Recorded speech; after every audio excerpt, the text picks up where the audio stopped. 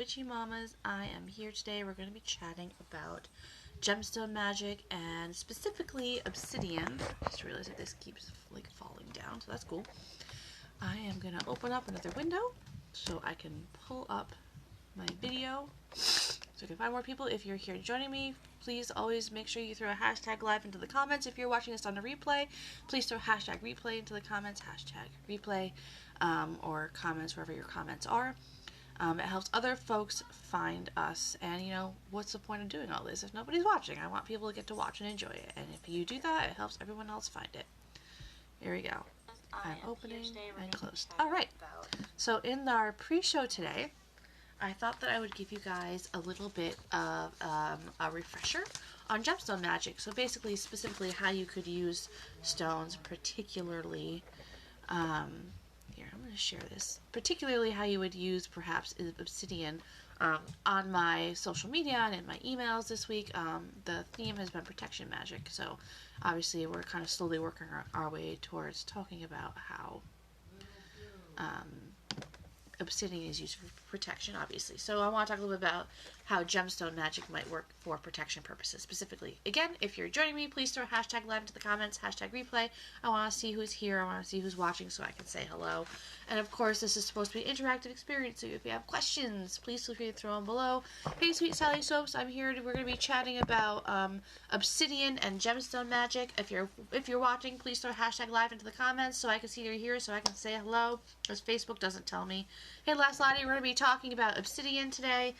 First, I want to talk a little bit about gemstone magic and how you would potentially use any gemstones that you're using. This is part of my gemstone magic series, so I kind of just want to give you guys a little refresher because I've done one of these already, but this is number 2 and it's been a little while. So if you're using gemstones for protection magic, the main ways that you might want to use them would be to wear them as jewelry. This is actually onyx, not obsidian, but this is a good example. This is a little stone in here. It does have similar properties to obsidian. So you could wear them either, and where you wear them on your body might depend on what type of protection you would be wearing them for. Wearing around your neck, you're going to wear that closer to your throat or your heart. So you could make, or even, your 5 senses, so in your brain. So, if you're wearing it for protection of any of those parts of your body, wearing it around your neck might make particular sense. If you're doing it for brain stuff, you do here, or you could even wear them as earrings, just a thought, or as a nose ring. Hey, Vivica, I'm glad you're here. We're talking about, obviously, you can see we're talking about obsidian. The other way that you could use, obviously, I know what I was saying, if you're using it to protect your hands or your joints, you might want to wear it as a necklace or as a ring. Hey, Gemstone Summer, we're actually going to be talking about gemstones. We're talking about obsidian today. I'm talking about how you might like to use them if you're using them for protection purposes. If you need protection on the lower parts of your body, you could wear it as an anklet, or if you want to get really fancy, a toe ring. Of course, you can also carry them. You can carry them in your pockets. If you're a person that likes to carry a bag, then you could put it in a bag or even in your wallet if you're looking to protect your money in particular, especially if you live somewhere where pickpocketing might be a thing. Or you can put them on your door frames. I tend to do that a lot. I leave a lot of gemstones on the tops of the door frames in my house, which most people don't see them when they're walking around, so it can be kind of a cool, under the radar thing to do. Mine are mostly citrine, but obsidian can totally work too. And then, where was I? Oh, charm bags. You can use those in your house too. You can put them in a charm bag and hang it up by your front door, on your bed frame, over your fireplace. Hey, Brooke Babbling, we're going to be talking about obsidian today. Glad you could make it. Just talking about some of the ways that you might use certain gemstones for protection in particular. And of course, you could put them right under your pillow, like in your pillowcase or under your mattress, especially if you're trying to protect against things like bad dreams, or like psychic attack in your sleep, especially if you're someone who suffers from sleep paralysis and kind of has an issue with that sort of thing.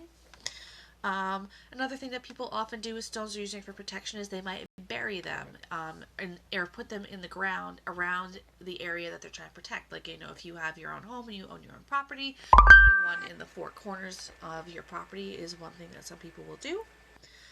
Or if you're looking for protection during travel, you can keep it in your car. You can either throw it in your glove box if you don't care about actually being able to see it, or in a cup holder, or I don't know about you, my car has one of those weird trays you can pull out that I assume is supposed to be for loose change if you're going through toll booths and stuff. Or you could be fancy. You could turn it into something that you wrap or hang from a cord that you can put on your rearview mirror. Again, it depends on how visible you want it to be. But those are just a few ideas of things that you can do with gemstones to use them for protection. That said, let's talk about obsidian specifically, because that's what everybody came here for. Obsidian is something called an igneous rock. It is really, really high in silica, and silica is actually also the main constituent, I think constituent is the right way to say that, of quartz. So quartz, amethyst, citrine, rose quartz, things like that, chalcedony. But unlike all of those things, where am I at here? But igneous rock in general is generally made from lava, or comes from volcanic stuff, lava, magma. And unlike, I believe when the first gemstone magic I did was on quartz. I believe quartz is a 7 out of 10 for hardness on what they call the Mohs hardness scale. I think I'm pronouncing that correctly. So obsidian is actually a 5 out of, I put 5 out of 6, I'm pretty sure that's not right, a 5 out of 10, I believe, on the Mohs hardness scale, which means that obsidian is slightly harder than the glass, like what we see that's used in our window panes. And it is usually, in its natural form, slightly translucent, especially if you get a piece that's thin or small enough. Obsidian has a very minimal crystalline structure, as opposed to like quartz, which is like crystals. Obsidian has a very minimal crystalline structure, and it's considered amorphous. Think about lava, the way it flows, and then it kind of cools wherever it is, and it makes these blobby, crazy shapes. And as a result of it being it's actually not a gemstone, it's actually a type of glass, which I think is kind of neat, but it's a natural glass. And its most similar actual mineral cousins are ones called rhyolite and, I lost my place, rhyolite and granite. Granite, of course, everyone knows what granite looks like. And over time, because it is a natural material, over time it will actually break down, and when it does that, the name that we use for it is perlite. And that might trigger something, and you may be like, oh, I've heard of perlite before. What is that, especially if you're not a gardener? Perlite, interestingly, kind of segueing into the kind of modern uses for obsidian, the ways that people use it out in the Muggle world. Perlite is actually used in gardening soil, and it's used to help aerate the soil and make it so that there's more dry air that can pass through. And it's kind of interesting because obsidian breaks down into perlite after a certain amount of time. It actually, what it is that they've never actually discovered any obsidian that is older than from the Cretaceous period, because everything that had formed before that point has broken down, which is kind of neat. But perlite, in addition to being used in gardening soil, is also used in the making of ceramics, which is kind of neat. Additionally, if you've ever watched, for example, say Game of Thrones, they use something called dragon glass in a lot of their weaponry, which, if you put two and two together, is basically obsidian. Dragon glass from fire glass. And that's actually not too far of a leap from real life, because obsidian can actually be used to make weapons in real life also. Oftentimes it's made through flint knapping, which is where they take another sharper object and just kind of chip off pieces to create an edge. But when and if it is actually polished, with a more modern tool that can make it really, really smooth, it's kind of interesting because obsidian can actually be even sharper than a surgical scalpel, and I think we all know that those are pretty darn sharp. And those blades that are created like that are actually only 3 nanometers thick at the edge, which is like teeny tiny. Vivka says, oh wow, I didn't know obsidian breaks down to perlite. Good to know. I know, that's really cool. I mean, obviously it takes like a long time to do that, but I thought that was really interesting too. So unlike those surgical scalpels, Brooke waved earlier. Unlike surgical scalpels, so if you look at a surgical scalpel really, really close up under like really intense magnification, you'll see that it actually has like a jagged edge. And then there's really no way to prevent that when you're using metal. But obsidian, comparatively, you can actually make completely 100% smooth, which makes it a gazillion times sharper.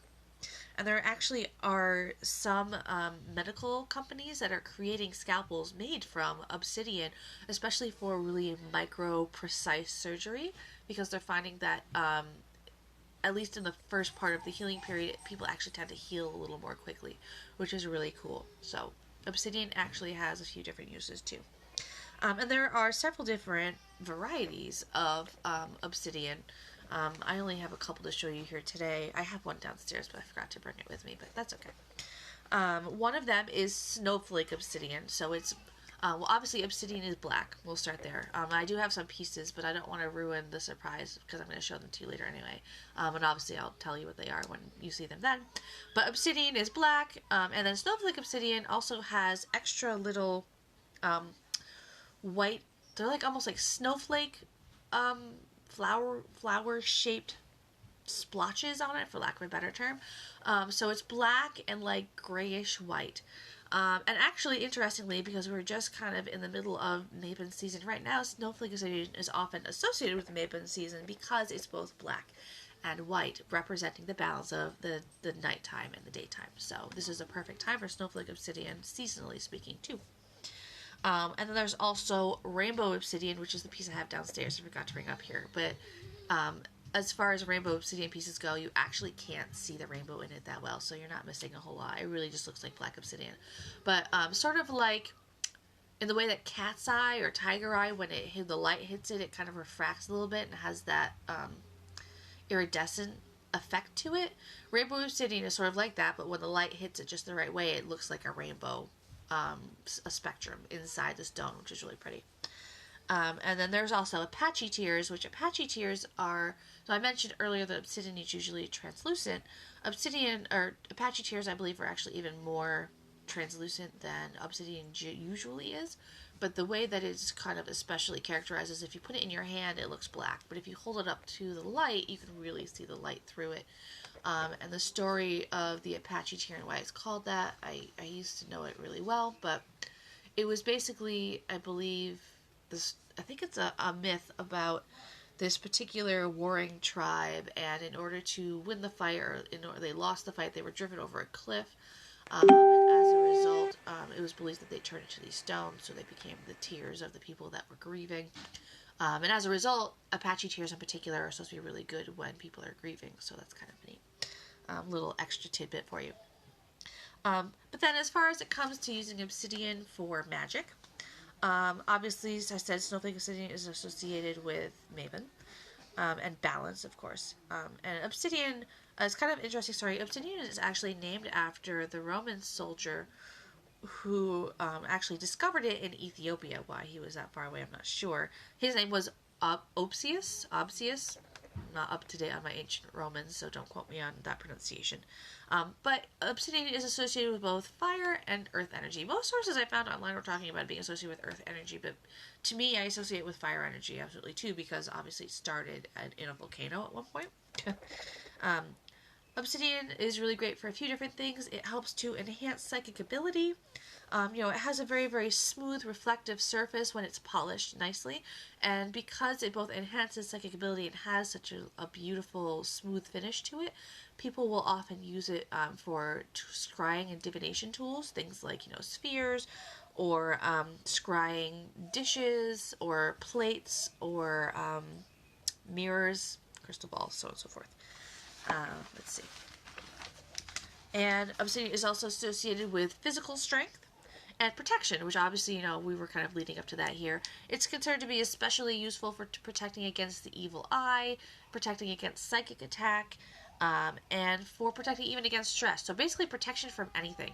I did Color Magic Black not that long ago, and we talked about how black, people often say that black is the absence of color, but and black will actually, what it is black actually absorbs normal light.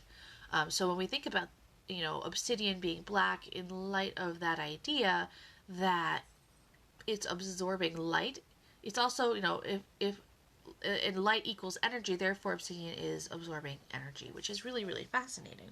So that's one of the, one of the big uses that people use for obsidian. But that said, if you're using obsidian for protection, just like many, many other stones, in particular because it's absorbing, think about it like a sponge. After a certain amount of time, it can become saturated. So it's really important that you regularly cleanse your stones, especially the ones that are being used for absorbing negative energy, like obsidian. So if you're putting them, obviously if you have one that's buried in the ground, you don't necessarily have to cleanse it because it's being continually cleansed and off gas, so to speak, by being buried in the earth. Excuse me. Vivica says she loves it for protection and shielding. Absolutely. That's like number one use for it. It's fantastic. Again, if you're watching and you're here, make sure to throw a hashtag live in the comments, hashtag replay if you're watching it after the fact. I see I have a couple people that I haven't said hi to, and I would love to. If you have questions, of course, feel free to throw them out there. Absorbing light, absorbing energy. Yes. Make sure you cleanse. And there's a few different common ways to do that. I'll cover that real quick before I show off some of my pieces for you. One of the more common ways is using the elements, using like burning herbs, which taps into the cleansing power of fire and air. And then often people will use water and or salt. Just be careful. You have to do your research. There are some stones that do not hold up, especially to water and or salt. So make sure you double check that before you go into it. Obsidian would do fine in either of those things, but there are some that do not. You can also, I've heard of people putting them in their freezer. The idea is that you're freezing away negative energy. Or you can bury them in the ground on purpose if they're not already buried in the ground. You can put them out. Sorry about my screaming children. You can put them outside under the full moon. The full moon cleanse and charge them. I'm sure there are others that I am forgetting. Oh, sound. A lot of people like to use sound for cleansing. So if you have a tuning fork or a singing bowl, you can use that too. So just some real quick ideas. And of course, if you are trained in Reiki or any energy healing modalities, you can actually use that for cleansing too, which is extra handy when you don't necessarily want to go and do anything extra. You could just put it in your hand and be like, okay, done, and put it back. But that said, let me show you some of my, while I'm waiting to see if you guys have any questions, and by all means, let me know if you have them, because I would love to hear from you. While you guys are thinking about it and maybe typing some questions, I'm going to show you some of my personal pieces, and then I have some pieces I bought special to show you guys that are available for custom wire wrapping. So if anybody's interested in those and you want to claim them, you can just pop a comment below, or you can send me a private message or email me. So that said, here are my private obsidian collection pieces. So this is an obsidian sphere. Now I did a little bit of Googling right before this to refresh my memory. So all of these pieces of obsidian that I'm showing you are actually pieces that I generally keep with me when I am doing in-person tarot readings. So I usually will keep it around the table next to me. Again, the idea being that they are absorbing negative energy and protecting from psychic attack, because when you are actively using any sort of intuition or psychic ability, the idea is that you're kind of susceptible to those things. So having this around, the idea is that this will take on anything that might have otherwise come onto me personally. So this piece is obsidian. So obviously different shapes of gemstones do have different energies and do different things. Spheres in particular are supposed to be really good for soothing and calming, which I mean obviously just holding this and playing with it in your hand is soothing and calming. But again, the idea is that this is supposed to be pulling in negative energy. And of course, because it's a sphere, because it's a really smooth surface, this could absolutely rather be used for scrying. If you're not familiar with scrying, generally the idea is that you do it in sort of darkened room under candlelight, and that you sort of look at the object sort of like with your, like let your eyes go out of focus and see what images come at you. That said, I've never personally used this for scrying, but it absolutely could be. I usually keep it on this really pretty, it's actually a candle holder, but it's the perfect little, it's a perfect stand for it. So this is how it usually sits on my reading table. So that is number one. Numero dos. This is a little teeny tiny pyramid. I used to own a brick and mortar witchy shop, and this is one of the pieces I actually saved for myself. So pyramids are supposed to be really good for manifesting work. But again, this also sits on my reading table for protection reasons. Oops. There we go. Just a really pretty little piece, really simple. And then this other one, I actually was going through all of the things I usually go on my reading table. So all of it was actually in a box, because the last time I had to go and do an actual, like, in-person readings was when I was at Pagan Pride, like, literally a year ago. And then the pandemic happened and everything changed. And so it's all been in a box for, like, a year. So just today, like, right before this video, I was like, oh yeah, I totally do have some more pieces.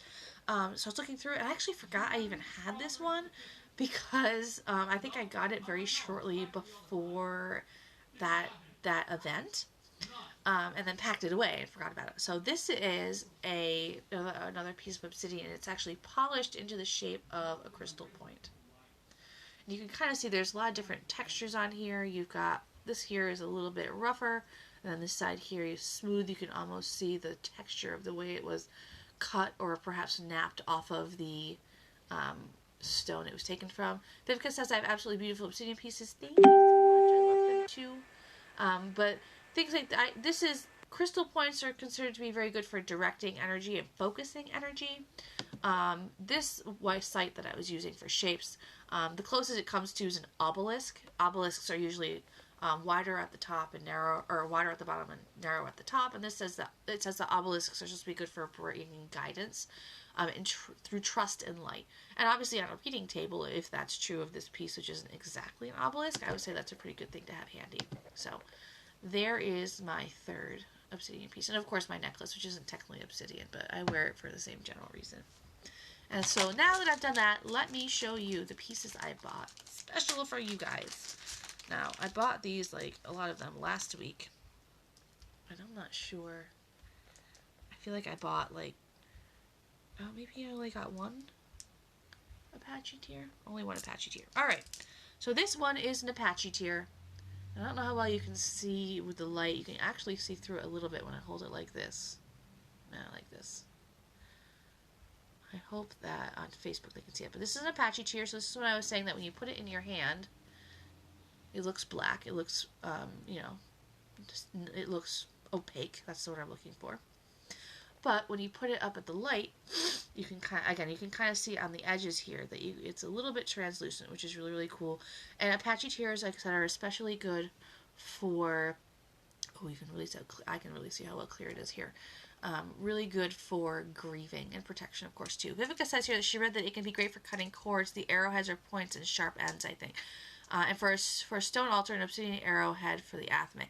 Absolutely. And I know that because I feel like I was doing some Googling not that long ago, that, like, if you go on Etsy, you can find legitimately, like, flint-napped obsidian knives and athames that are made for that you can use for that purpose, which is super cool. And you can absolutely use them for all those things. So, an absolutely awesome suggestion. So, and then I feel like at least one of these must be an Apache tier, but it's, oh, this one, oh, this is an Apache tier also. So this shape here is also an Apache tier, sort of along. And I've mentioned before, you might notice that these are not traditional wire wrapping pieces. Most wire wraps are made with something called, again, I might be butchering this word because I've only ever read it, like cabochons, which are usually rounded on the front and then flat on the back. I actually like wrapping non-cabochon pieces because I think they're more challenging that way. I guess I just like to make things difficult for myself. So this is also an Apache tier. I think these other ones are black. Nope, this might be an Apache tier also. No. So I think these other ones I have are black obsidian. I've got a couple. This is one, you can see I'm just holding it. This one's really cool. It's kind of flat. Almost rectangular, but not quite. It's like a rounded square shape. It's really cool. This rounded piece here, I feel like I must have kept for myself because it would not be excellent, all that great for wrapping. Ooh, and actually, the way the light is catching that, this is also an Apache tier. The lighting in here makes it really hard to tell, but this is also an Apache tier. Probably kept that for myself. But if you really like it, I'll totally wrap it for you because it's pretty and I don't remember what I was thinking. And then this was in a bin marked black obsidian. Not snowflake obsidian, but it was so cool because it has these little white striated marks on it. Vivica says my wraps are beautiful. Thank you so much. And I have to tell you, Vivica, that your wraps are also beautiful. And I have been looking at yours, and that rainbow obsidian piece I have, I have dreams and intentions of making something based on actually some of your work, and I just haven't had time and probably won't have time until like December. But the intention is there. For myself, making for myself. But anyway, so this really cool piece with the striations on it, I just couldn't help but grab that. I thought that was like the coolest thing ever. So if you're interested again in any of these stones for custom wire wraps, feel free to throw me a private message and I would love to do that for you. Wire wraps are generally, you know, I have gold colored wire, copper, I've got silver, I've got stainless steel. The non-copper wires and except for the stainless steel are plated. And the stainless steel is just stainless steel. But the idea is that you set the price. So however much you're willing to spend is how much I am happy to do for you. So that way it stays affordable for people. And these last two pieces I have to show you are both snowflake obsidian. So I was kind of describing it earlier. So you can see it's black and it has these sort of white splash marks. Oh, marks. That makes it sound really unromantic, but these white markings on them. And it's really very pretty. I did have a piece of snowflake obsidian in my shop not that long ago that was wire wrapped, but somebody bought it, so I couldn't show it to you. For the best. And then one more piece of snowflake obsidian, again. This one has a little bit more white and a little bit less black on it. It's a nice sort of flat-ish shape. So, there's that one. If you like any of those pieces and they call to you, please shoot me a message or throw a comment in here, because I would love to turn them into a custom wire wrap for you. Most people prefer to pay somewhere in the $15 to like $60 range. Everybody's different, but just to give you an idea of the range that people usually pay. And all wraps come with a cord and an adjustable like cotton black cord that's twisted, because I think those are pretty. So that's it. That's all I have for you guys today. I guess nobody has any questions. If you like this and you're watching on the replay and you want one of those pieces wire wrapped, private message. Brooke says, can you please post them up on Instagram so you can see them up close? I will DM you with them, absolutely, because I think it might be weird on my feed, but I will totally send them to you, so I would be glad to do that. That said, I'm going to sign off so I can send you your pictures. I hope you guys all have a wonderful weekend. If you're celebrating maybe late this weekend, I hope that you have a wonderful celebration. And I will catch you guys next Friday. All right, take care.